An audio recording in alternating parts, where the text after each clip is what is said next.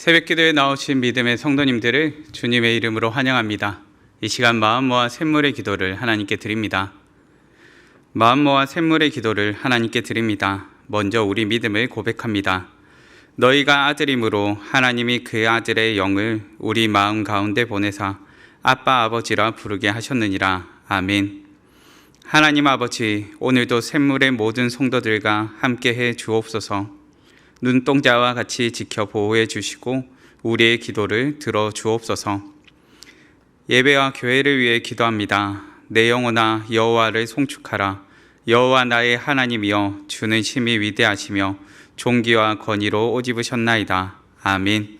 존귀하신 하나님, 샘물이 하나님의 위대하심을 예배하는 교회 되게 하옵소서. 예배를 통해 모든 성도가 주의 임재를 경험하며 주를 경외하는 백성들로 회복되게 하옵소서. 목장과 성도들을 위해 기도합니다. 만일 한 지체가 고통을 받으면 모든 지체가 함께 고통을 받고, 한 지체가 영광을 얻으면 모든 지체가 함께 즐거워하느니라. 아멘. 우리를 예수님의 몸된 교회로 불러주신 하나님, 목장 식구들과 샘물의 모든 성도들이 아픔과 기쁨을 함께 나누는 가족이 되게 하옵소서. 오늘도 성도들 가운데 주의 은총과 사랑으로 함께하여 주옵소서. 다음 세대와 청년들을 위해 기도합니다. 나는 심었고 아볼로는 물을 주었으되 오직 하나님께서 자라나게 하셨나니. 아멘. 다음 세대를 양육하시는 하나님, 샘물의 모든 자녀와 청년들이 믿음의 사람들로 자라가게 하옵소서. 여름 성경학교와 수련의 모든 일정이 안전하고 은혜롭게 진행되게 하시고 온 교회가 이들을 사랑으로 격려하고 축복하게 하옵소서. 나라와 선교를 위해 기도합니다. 사람들이 만국의 영광과 존귀를 가지고 그리로 들어가겠고. 아멘. 온 열방의 주인이신 하나님, 대한민국이 건강하고 공의로운 나라로 세워지게 하시고 주를 경외하는 나라 되게 하옵소서. 이번 여름에도 부르신 곳을 향해 나아가는 단기봉사팀들을 축복하시고 이들을 통해 주의 영광의 빛이 온 열방에 비치게 하옵소서. 유일한 구원의 길 되신 예수님의 이름으로 기도드립니다. 아멘. 오늘 새벽 우리가 함께 살펴보실 본문 말씀은 사사기 4장의 말씀입니다. 사사기 4장 1절에서 10절까지의 말씀, 우리 함께 봉독하시겠습니다. 에훗이 죽으니 이스라엘 자손이 또 여호와의 목전에 악을 행하매 여호와께서 하솔에서 통치하는 가나안 왕 야빈의 손에 그들을 파셨으니 그의 군대 장관은 하롯의 학고임에 거주하는 시스라요. 야빈 왕은 철병거 900대가 있어 20년 동안 이스라엘 자손을 심히 학대했으므로 이스라엘 자손이 여호와께 부르짖었더라. 그때의 랍비도스의 아내 여선지자 드보라가 이스라엘의 사사가 되었는데, 그는 에브라임 산지 라마와 베델 사이 드보라의 종려나무 아래에 거주하였고 이스라엘 자손은 그에게 나아가 재판을 받더라. 드보라가 사람을 보내어 아비노함의 아들 바락을 납달리 게데스에서 불러다가 그에게 이르되, 이스라엘의 하나님 여호와께서 이같이 명령하지 아니하셨느냐? 너는 납달리 자손과 스불론 자손 10,000명을 거느리고 다볼산으로 가라. 내가 야빈의 군대 장관 시스라와 그의 병거들과 그의 무리를 기송강으로 이끌어 내게 이르게 하고 그를 내 손에 넘겨주리라 하셨느니라. 바락이 그에게 이르되, 만일 당신이 나와 함께 가면 내가 가려니와 만일 당신이 나와 함께 가지 아니하면 나도 가지 아니하겠노라 하니, 이르되 내가 반드시 너와 함께 가리라. 그러나 내가 이번에 가는 길에서는 영광을 얻지 못하리니 이는 여호와께서 시스라를 여인의 손에 파실 것임이니라 하고, 드보라가 일어나 바락과 함께 게데스로 가니라. 바락이 스불론과 납달리를 게데스로 부르니 10,000명이 그를 따라 올라가고 드보라도 그와 함께 올라가니라. 아멘. 오늘 본문 말씀을 통해 하나님의 뜻이 내 삶에 이루어지는 길이라는 제목으로 말씀을 나누고자 합니다. 사사기 4장에서는 사사 온니엘과 에훗, 삼갈이 등장하죠. 그리고 이어서 오늘 본문 말씀에 사사 드보라가 등장합니다. 세월이 흐르면서 여러 사사들이 나오면 사사들이 나올 수밖에 없는 상황이 반복되었음을 가르쳐 줍니다. 본문의 시작이 이렇죠. 에웃이 죽으니 이스라엘 자손이 또 여호와의 목전에 악을 행하매. 이처럼 부끄러운 표현이 어디 있을까요? 반복해서 또 여호와의 목전에 악을 행했다고 기록합니다. 이스라엘 백성들은 또 하나님 앞에 악을 행하고 있습니다. 부끄러움을 고치지 않고 죄악된 삶의 방식에서 다시금 그 죄악된 곳을 향하여 돌이키고 있습니다. 그런데 본문을 통해 깨닫게 되는 놀라움은 백성들이 어떠한 형편에 있다 할지라도 하나님께서는 그의 뜻을 성취하셨다는 것이죠. 하나님께서는 당신의 뜻을 성취하시는 분이십니다. 하나님께서는 어떻게 일하시고 어떻게 성취하실까요? 본문을 통해 하나님의 뜻을 우리 삶에 어떻게 이루어 가시는지 깨닫는 시간 되길 바랍니다. 하나님의 뜻을 우리 삶에 어떻게 이루어 갈 것인가 본문으로 들어가겠습니다. 우선 첫째, 기도부터 시작합시다. 하나님께서는 우리가 가장 먼저 하나님 앞에 나와 하나님께 아뢰며 구하며 두들기며 기도하는 자가 되기를 원하십니다. 우리가 언제 어디서나 가장 먼저 하나님을 찾고 구할 수 있는 방법, 그것이 기도입니다. 본문 3절에는 이렇게 기록하죠. 야빈 왕은 철병거 900대가 있어 20년 동안 이스라엘 자손을 심히 학대했으므로 이스라엘 자손이 여호와께 부르짖었더라. 이스라엘 백성이 고통 중에 부르짖습니다. 고통 중에 하나님을 향해 부르짖으며 기도하기 시작한 것이죠. 왜 고통 중에 하나님께 부르짖었을까요? 다 큰 어른들도 다급하거나 고통스러운 상황이 되었을 때 가장 먼저 소리치는 한 사람이 있죠. 바로 엄마입니다. 우리는 왜 다급함과 고통 중에 엄마라고 외칠까요? 엄마는 태어나면서부터 나를 지켜주고 보호하는 존재입니다. 만약에 세상에서 수많은 사람들이 있겠지만 그 가운데 정말 유일한 한 사람만이 내 편이라면 우리는 그 사람을 엄마라고 생각하죠. 나를 도와주며 나를 조건 없이 받아줄 존재, 나를 이해하고 나를 지켜줄 존재, 그 상징적인 존재가 바로 엄마입니다. 저는 이스라엘 백성들이 하나님을 향해 부르짖는 장면 가운데 마치 감당할 수 없는 상황 가운데 엄마를 찾는 우리 모습을 떠올리게 됩니다. 이스라엘 백성들이 하나님께 부르짖음은 누가 자신들을 도울 수 있고 누가 자신들을 지킬 수 있는지 그 유일한 존재 대신 하나님을 안다는 것이죠. 이것이 영적인 생존 본능입니다. 기도는 바로 이 믿음에서 시작합니다. 우리가 기도하지 않는 이유는 무엇일까요? 그것은 하나님께서 나를 도와주실 수 없다고 생각하거나 기도한다 할지라도 무슨 일이 일어날 것이라 기대하지 않기 때문이죠. 그런데 하나님께서는 연약한 자의 기도를 들으시고 응답하는 분이십니다. 요나가 물고기 뱃속에서 하나님께 기도하였을 때 하나님께서는 그 물고기 뱃속에서 건져주셨고, 한나가 고통 중에 눈물을 흘리며 하나님께 부르짖었을 때 하나님께서는 그 눈물의 기도를 들어주셨던 분입니다. 보잘것없는 맹인이 주님을 향해 다윗의 자손 예수여 나를 불쌍히 여기소서라고 소리쳤을 때, 이 부르짖었을 때 하나님께서는 그 부르짖는 자의 목소리 가운데 구원을 허락해 주셨습니다. 성도 여러분, 하나님께서는 우리의 기도를 들으십니다. 연약한 자의 기도를 들으십니다. 그리고 그 기도를 통해 일하십니다.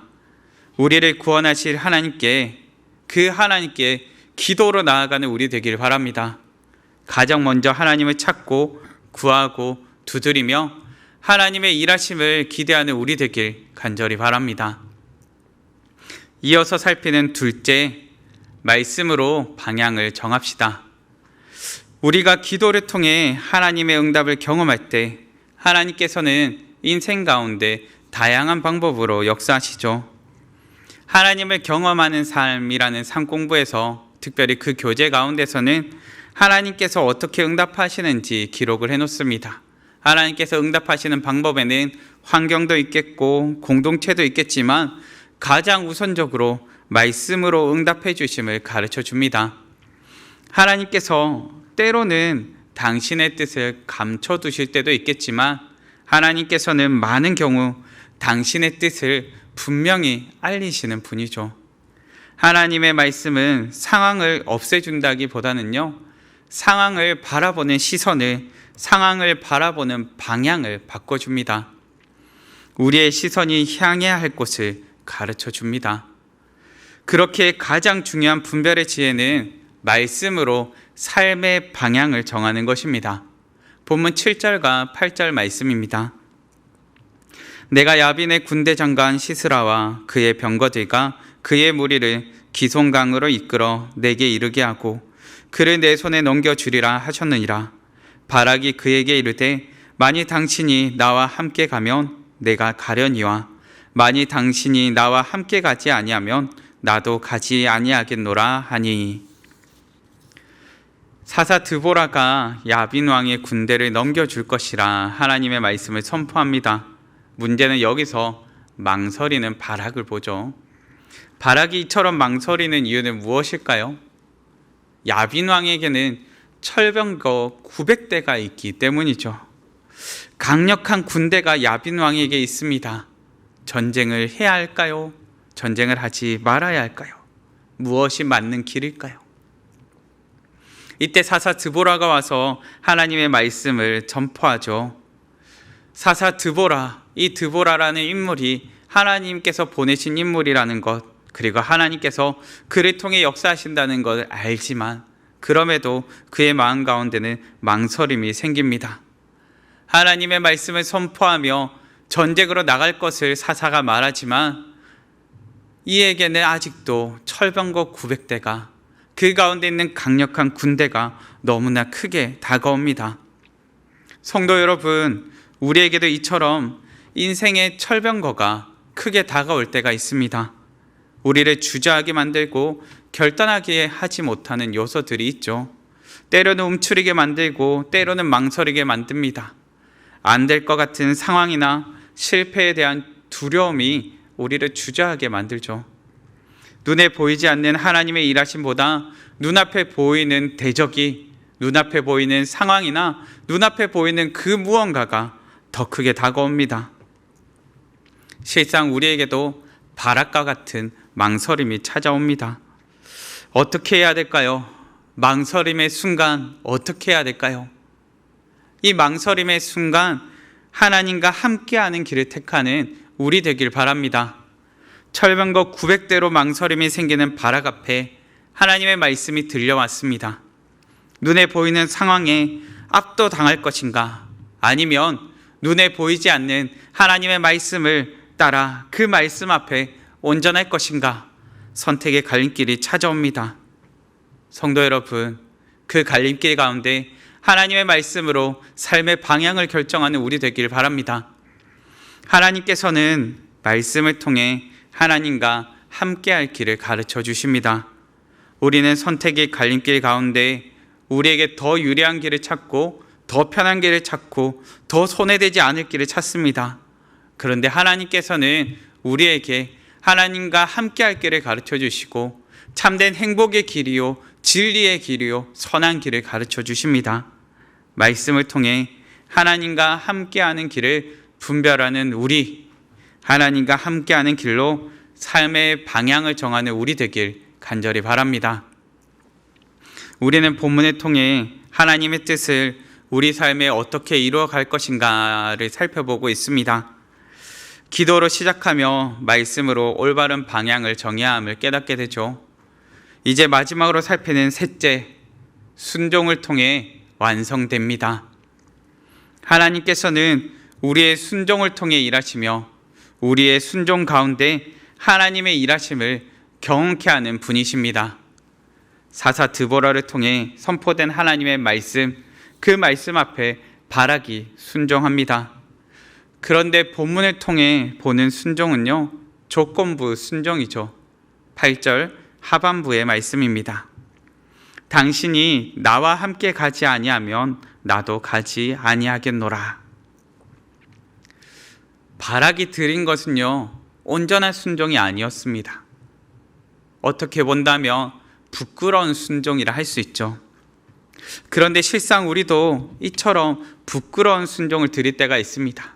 하나님, 이렇게 해주시면, 시험에 합격하게 해주시면, 이번만 잘 지나가게 해주시면, 취업하게 해주시면, 이와 같이 하나님 앞에 조건부 순종을 내밀 때가 참 많습니다.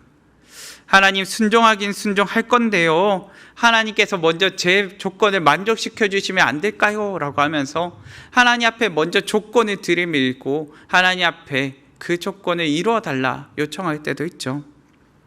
바락의 순종이 참 부끄럽게 다가옵니다. 그런데 이처럼 부끄러운 순종조차 하나님께서 받아주셨습니다. 하나님의 말씀으로는 만족하지 못하고 확신하지 못하는 바락입니다. 부끄러운 순종이죠. 그럼에도 하나님께서는 이 부끄러운 순종조차 사용하십니다. 이를 통해 하나님께서 중요하게 생각하시는 것이 무엇인지를 깨닫게 됩니다. 하나님께서는 우리를 순종의 자리로 부르시고 그 순종 가운데 하나님의 뜻에 동참케 하시죠. 하나님께서는 완벽한 사람을 통해 일하시는 분이 아니라요, 순종하는 사람을 통해 일하시는 분이십니다. 순종은 나의 능력을 확인하는 시간이 아니라 하나님의 일하심을 경험하는 시간입니다. 순종은 나의 용기를 확인하는 시간이 아니라 하나님의 신실하심을 경험하는 시간입니다. 때로 우리의 연약하고 부끄러운 순종조차 하나님께서는 당신의 뜻을 이루시는 통로로 사용하십니다. 순종을 통해 하나님의 뜻을 우리 삶에 완성하는 자녀 되길 간절히 바랍니다. 말씀을 맺겠습니다. 우리는 본문을 통해 하나님의 뜻을 우리 삶에 어떻게 이루어 갈 것인가에 대해 묵상하며 살펴보았습니다. 우선은 기도요, 다음으로는 말씀으로 삶의 방향을 정하는 것이었죠. 그리고 마지막으로 순종을 통해 이루어가는 것임을 깨닫게 됩니다. 오늘 우리의 삶을 통해 하나님의 뜻을 이루는 자녀 되길 간절히 바랍니다. 이 시간 다 같이 합심하여 기도하시겠습니다. 하나님, 오늘부터 하나님 말씀에 순종하여 열방을 향하여 단기 봉사를 나가게 됩니다. 하나님, 출발하는 발리팀부터 하나님 영육 강건하게 지켜주시고 복음의 사명을 지혜롭게 감당하며 하나님의 사랑을 마음껏 증거하고 그 가운데 아름답게 하나님께 쓰임받는 자녀들 되게 해달라고, 영육 강건하게 붙잡아 달라고 기도해 주시고요.